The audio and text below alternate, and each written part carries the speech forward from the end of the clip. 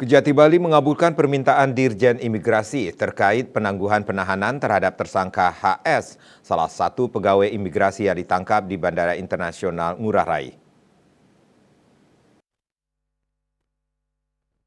Menurut Kasipenkum Kejati Bali Agus Eka Sabana, pihaknya mempertimbangkan adanya jaminan institusional bahwa tersangka HS tidak akan melarikan diri, menghilangkan barang bukti, dan mengulangi tindak pidana sebagaimana permohonan penangguhan yang diajukan Dirjen Imigrasi.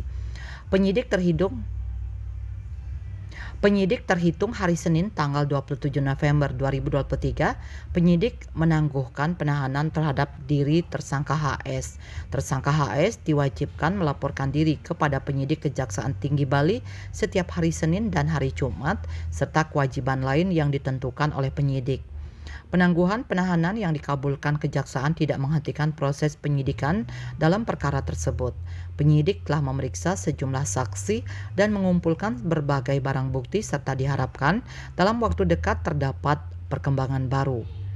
Kata kejaksaan, sebelumnya alasan penahanan terhadap tersangka sebagaimana pasal 21 ayat 1 KUHP adalah kekhawatiran bahwa tersangka atau terdakwa akan melarikan diri, merusak atau menghilangkan barang bukti dan atau mengulangi tindak pidana.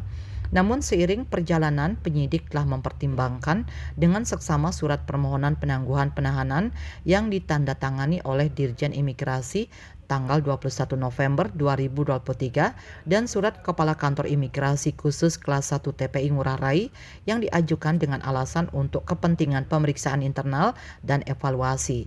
Sebelumnya, Kepala Kantor Imigrasi Kelas 1 Khusus TPI Ngurah Rai, Suhendra, Senin 27 November 2023, mengaku sudah menonaktifkan HS yang sudah ditetapkan sebagai tersangka dugaan melakukan penyimpangan dalam layanan jalur khusus Fast Track.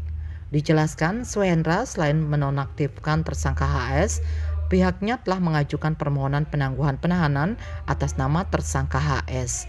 Miase Bali Pos melaporkan.